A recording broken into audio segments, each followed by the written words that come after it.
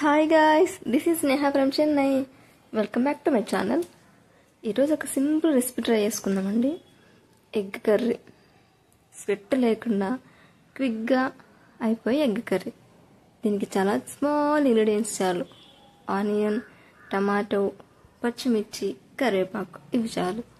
Bowl తీసుకొని stove on చేసి అందులో ఆయిల్, పచ్చిమిర్చి, పోపు దినుసులు కూడా వేసేయండి.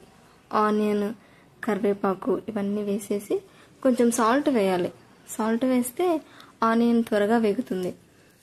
అవి కొంచెం మెత్తగా అయిన తర్వాత పసుపు వేయాలి. పసుపు, అల్లం వెల్లుల్లి పేస్ట్లో పచ్చివాసన పోయేంత వరకు వేయించేసి అందులోకి టమాటా యాడ్ చేయాలి. టమాటా వేసిన తర్వాత ఒకసారి కలిపేసి ఒక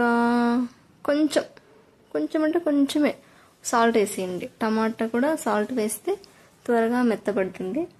ఒక 2 minutes 3 minutes అలా వదిలేసేయండి. తర్వాత కారం, ఉప్పు మళ్ళీ కొంచెం వేసుకోండి. అంటే స్టార్టింగ్ ఆనియన్లో టమాటాలో వేశారు కాబట్టి కొంచెం వేసుకోండి అంతే. తర్వాత ఎగ్ వేసేసి ఒక 2 minutes వదిలేసేయండి. ఎగ్ వేసేసి వదిలేస్తే అది కొంచెం పెద్ద ఎగ్ ముక్కలు అయితే మనకి అలా అయిన తర్వాత దాన్ని కొంచెం మిక్స్ చేసుకోవాలి. మిక్స్ చేసుకొని కొంచెంగా ఆ ఎగ్ వాసన, పచ్చి వాసన ఉంటుంది కదా, ఆ పచ్చి వాసన మొత్తం పోయేంత వరకు కలుపుతూ దాన్ని ఫ్రై చేస్తూ ఉండాలి. చివరికి ఎగ్ వాసన వెళ్ళిపోతుంది. మనకి ఎగ్ కర్రీ రెడీ. ఇదిగోండి, ఈ క్వాంటిటీలో ఒక పర్సన్కి ఫుల్ అయిపోతుందండి.